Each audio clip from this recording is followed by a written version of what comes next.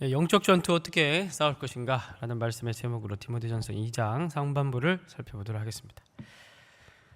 바울은 에베소 교회에 디모데를 파송했습니다. 왜냐하면 여러 가지 문제가 있었기 때문입니다. 먼저 첫 번째 문제는 우리 1장 3절을 보겠습니다.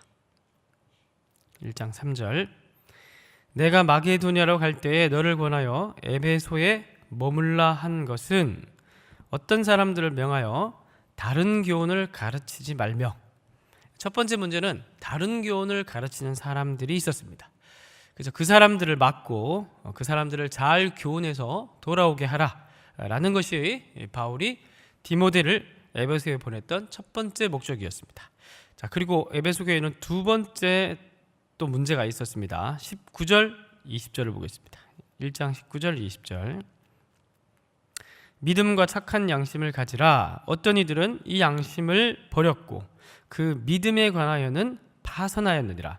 그 가운데 후메네오와 알렉산더가 있으니 내가 사탄에게 내준 것은 그들로 훈계를 받아 신성을 모독하지 못하게 하려 함이라. 후메네오와 알렉산더라는 두 사람의 이름이 등장하죠. 이 두 사람은 이름까지 적혀 있는 걸로 봐서 에베소 교회의 핵심 멤버로 보입니다. 지도자급으로 보입니다. 자, 그런데 이들이 무엇을 버렸다고 합니까? 19절에 양심을 버렸다고 합니다. 그리고 믿음에 관하여 파선했다고 합니다. 그런데 이제 이들이 이렇게만 보면 이들이 구체적으로 어떤 문제가 있었는지 잘 보이진 않죠. 6장 10절을 보면 제가 읽어드리겠습니다. 디모데전서 6장 10절을 보면 돈을 사랑함이 일만하게 뿌리가 되나니 이것을 탐내는 자들은 미혹을 받아 믿음에서 떠나 많은 근심으로 자기를 찔렀도다. 디모데전서 6장 10절을 보면 믿음에서 떠난 사람들에 대한 이야기가 나오는데 믿음에서 떠났다는 표현과 돈을 사랑했다는 표현이 같이 등장합니다. 이걸로 봐서 디모데전서 1장 19절 20절에 후메네와 알렉산더가 믿음에서 떠나고 양심을 버린 후메네와 알렉산더의 문제는 돈과 관련된 문제라는 사실을 우리는 알 수가 있습니다. 자, 그러니까 정리를 하면요, 에베소 교회는 두 가지 문제가 있었습니다. 첫 번째는 진리에 관한 문제입니다. 다른 교훈을 전하는 사람들의 문제가 있었고, 두 번째는 윤리에 관한 문제가 있었습니다. 바로 후메네와 알렉산더 지도자들이 돈과 관련된 문제를 일으킨 그런 정황들을 살펴볼 수가 있습니다. 그래서 디모데가 참 골치가 아팠겠죠. 그런데 문제는 그것뿐만이 아니었습니다. 이 디모데전서가 기록된 저작 시기가 바울이 로마 1차 감옥에 1차 투옥이 되고 로마 감옥에, 그리고 풀려났다가 2차로 투옥이 됩니다. 이 사이가 AD 63년부터 68년입니다. 그런데 64년에 로마에서 무슨 일이 있었습니까? 바로 로마 대화재가 있었습니다. 그때부터 네로 황제에 의한 기독교도들에 대한 대박해가 시작이 되죠. 그러니까 디모데전서의 어떤 사회적, 정치적 배경은 네로 황제에 의한 기독교인 대박해가 시작되는 그 시점이라는 겁니다.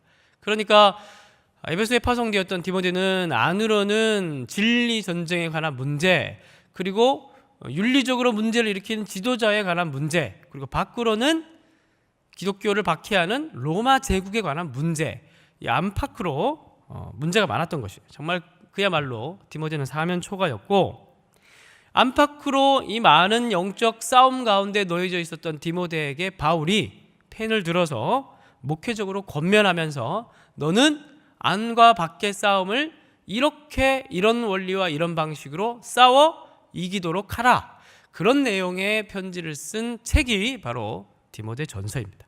자, 그렇다면 바울은 안과 밖에 치열한 싸움에 놓여 있었던 디모데에게 어떤 방식의 싸움을 싸우라고 권면하고 있었을까요?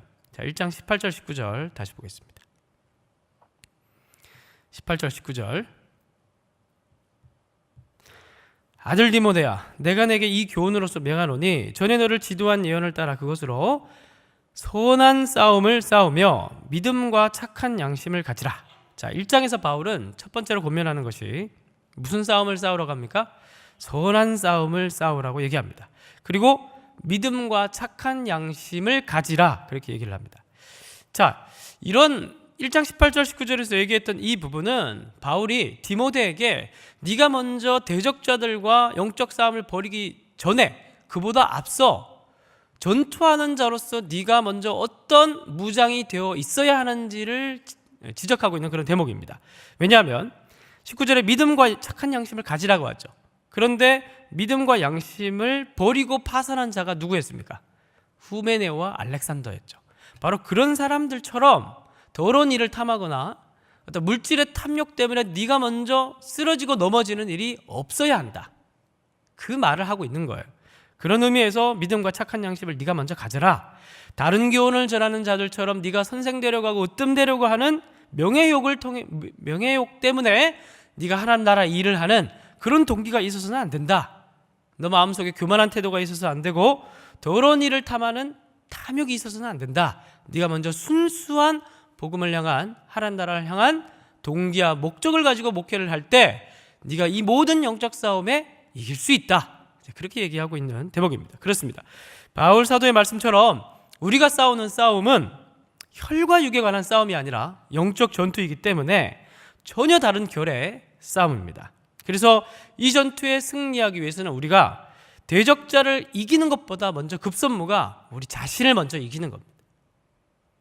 자기 자신을 이기지 못하는 자가 어떻게 다른 대적자를 영적 전투에서 우리가 승리할 수 있겠습니까?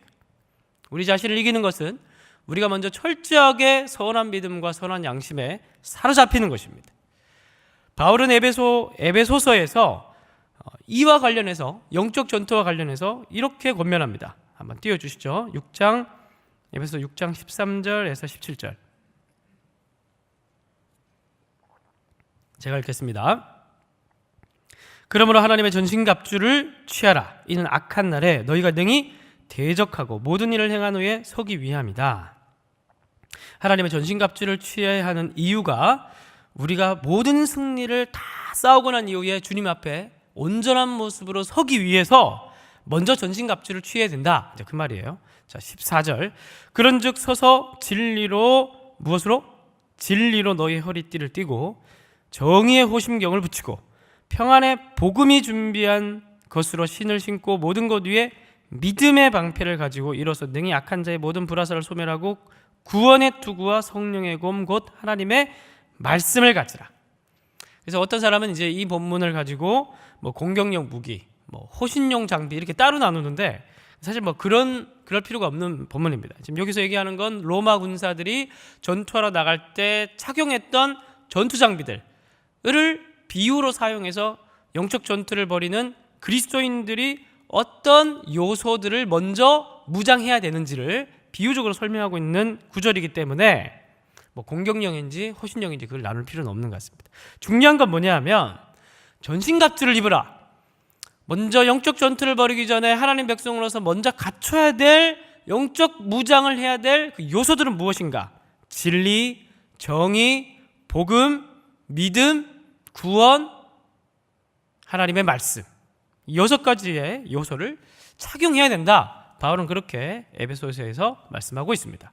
스스로가 먼저 온전한 복음에 사로잡혀 있어야 되고, 그리고 자기가 참된 진리가 무엇인지 온전히 분별할 수 있는 분별력이 있어야 하며, 하나님 나라의 정의에 사로잡힌 사람이어야 하고, 그리스도에 순복할 수 있는 순수한 믿음을 가지고 있어야 하며, 자기가 온전한 소망을 붙들고 있는 구원의 확신 가운데 거하고 있어야 하며, 동시에 하나님의 말씀을 전파할 뿐만 아니라 먼저 하나님의 말씀에 사로잡힌 그리스도인이 되어야 자기가 먼저 나가서 영적 전투를 벌릴 수 있는 준비가 되어 있는 것이다. 그렇게 바울은 전신갑주 비유로 에베소 6장 13절에 17절에서 그렇게 얘기를 했던 것입니다. 자, 그럼 18절 19절을 보겠습니다. 에베소서 6장 18절 19절 다 같이 한번 읽어보도록 하겠습니다. 시작.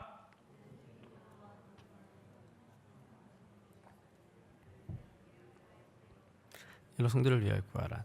또 나를 위하여 구할 것은 내게 말씀을 주사 나로 입을 열어 복음의 비밀을 담대히 알리게 하옵소서. 자, 18절 19절에서 뭘 하라고 얘기합니까? 앞에 13절에서 17절까지에서는 전신갑주를 입으라. 네가 먼저 영적 무장을 해야 된다. 그리고 18절 19절은 그러한 전신갑주를 입고 이제 어떻게 싸우라고 얘기를 합니까? 18절에서는 한마디로 기도하라는 거예요. 기도하라는 거예요. 그러니까 우리가 전신갑주를 입고 나가서 막 어떻게 뭐 혈과 혈기 부리면서 싸울 수 있는 그런 게 아니라, 우리는 혈과 육에 대한 싸움이 아니라 영적 전투이기 때문에 그러한 중요한 하나님 나라의 본질들을 잘 갖추고, 그리고 그 다음에 해야 될 것은 무엇이냐 하면 첫 번째로 기도하라는 거예요. 그게 가장 중요한 영적 싸움이라는 겁니다. 그리고 19절에서는 뭐라고 얘기합니까? 두 번째 우리가 싸움의 방식, 싸움의 기술은 무엇입니까? 복음을 전파하라는 거예요. 이 두 가지가 바로 그리스도인이 영적 전투를 싸우는 방식이다. 바울은 그렇게 얘기합니다. 자, 디모데전서로 다시 돌아와 보겠습니다. 2장에서도 마찬가지입니다. 1장에서 바울은 뭐라고 얘기했습니까? 선한 싸움을 싸우라. 선한 싸움을 싸우기 위해서 네가 먼저 준비되어야 되는데, 그것은 네가 양심과 믿음에 네가 먼저 바로 서 있는 것이다. 그리고 2장 1절, 그러므로 내가 첫째로 권하노니 뭘 하라고 합니까? 2장 1절, 모든 사람을 위하여 간구와 기도와 도구와 감사를 하되. 앞에 선한 싸움을 싸우라고 얘기했고, 2장 1절에서는 그 싸움은 어떻게 싸우느냐? 첫째로 말하노니 뭘 하라고요? 기도하라는 거예요. 기도하라는. 그런데 바울이 얘기하는 영적 싸움에서 바울이 얘기하는 기도는 늘 무엇과 연결이 되어 있습니다. 무엇입니까? 아까 앞에서 봤듯이 에베소서 6장에서 바울은 전신갑주를 입으라고 얘기했고, 6장 18절에서 전신갑주를 입고 기도하라고 얘기했죠. 그리고 19절에서 뭘 하라고 얘기합니까? 복음을 전파하라고 했습니다. 바울에게 있어서 기도하는 목적은 무엇과 관련이 있냐 하면 복음을 전파하는 것과 관련이 있습니다. 그래서 디모데전서 2장 또 보면 2절 중간을 보겠습니다. 2절 중간, 감사를 하되 이는, 기도를 해야 되는 이유는 무엇입니까? 우리가 모든 경건과 단정함으로 고요하고 평안한 생활을 하려 함이라. 바로 우리의 평안한 생활을 위해서 너희들이 기도를 해야 된다, 이렇게 얘기하는 것처럼 보입니다. 그런데 2절에서 고요하고 평안한 생활은 단순하게 우리의 안락한 생활을 위해서 기도하라는 말이 아닙니다. 4절을 보겠습니다. 다 같이 읽겠습니다. 4절 시작. 하나님은 모든 사람이 구원을 받으며 진리를 아는 데 이르기를 원하시기 때문입니다. 그러니까 평안하고 평안한 그런 생활을 위해서 기도하라는 말은, 하나님이 모든 사람들이 복음을 듣기 원하시기 때문에, 그대로 막 전쟁이 일어나고 뭐 정치인들이 막 나라를 어지럽히고 그러면 이 복음 전파하기 되게 힘들어지잖아요, 상황들이. 그러니까 그런 상황들이 없도록 평안한 어떤 정치적 사회적인 분위기가 잘 만들어져 갈 수 있도록 너희들은 그런 목표를 위해서 너희들이 기도하라, 이제 그렇게 얘기를 하고 있는 겁니다. 7절을 보겠습니다. 이제 괜히 사회가 힘들어지면 복음 전파하기 어려워지니까 그것을 위해서 기도하라는 거예요. 7절, 이를 위하여는 뭡니까? 앞에 그리스도에 관한 복음에 대한 이야기가 나옵니다. 이를 위하여, 복음을 위하여 내가 어떤 자로? 전파하는 자와 사도로 세움을 입은 것은 참말이요 거짓말이 아니다. 믿음과 진리 안에서 내가 이방인의 스승이 되었다. 내가 바로 복음 전파를 위해서 부름을 받았다. 그래서 다시 정리합니다. 말씀을 맺겠습니다. 오늘 말씀에 비추어 보면 바울이 가지고 있었던 특별한 그림이 있습니다. 바로 그리스도인의 영적 싸움에 관한 바울만이 그리고 있는 독특한 그림이 있습니다. 그것은 무엇이냐 하면, 첫 번째, 영적 전투에 나서는 그리스도인들은 혈과 육에 대한 싸움이 아니라는 것. 그렇기 때문에 영적 전투에 나서는 그리스도인에게 가장 급선무는 본인 스스로가 영적으로 무장하는 것. 왜냐하면 본인이 싸우고 버림받지 않기 위해서 자기가 먼저 철저하게 하나님 나라 복음과 진리와 구원의 확신 가운데 무장하는 것이 가장 중요하고요. 그리고 무장된 상태로 나가서 우리가 싸우는 방식은 뭐냐면, 첫 번째, 따라하겠습니다. 기도하라. 두 번째, 전도하라. 기도와 전도라는 방식으로 우리는 이 세상의 모든 악한 경관진들을 파괴하며 하나님 나라를 확장해 갈 수 있다. 바울은 그렇게 얘기를 하고 있습니다. 여러분, 이 새벽 잘 나오셨습니다.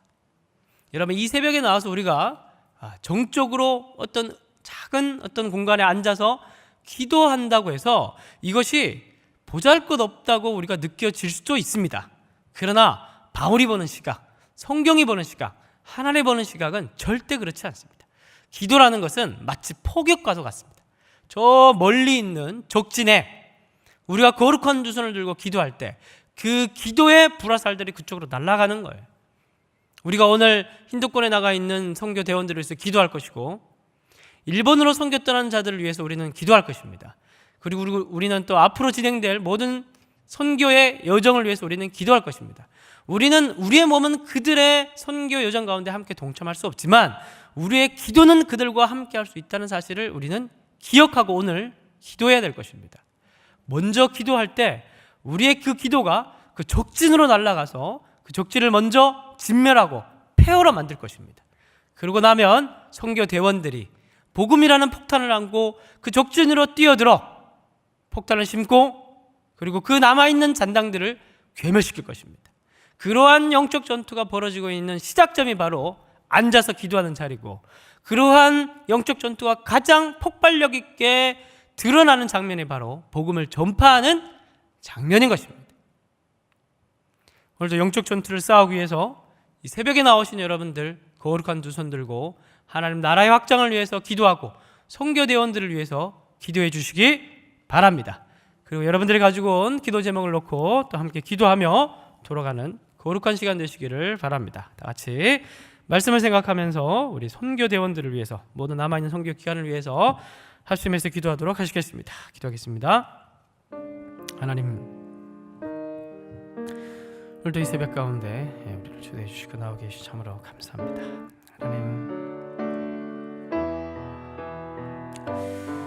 하나님 아버지, 우리 선교 나가 있는 선교 대원들 주님께서 기억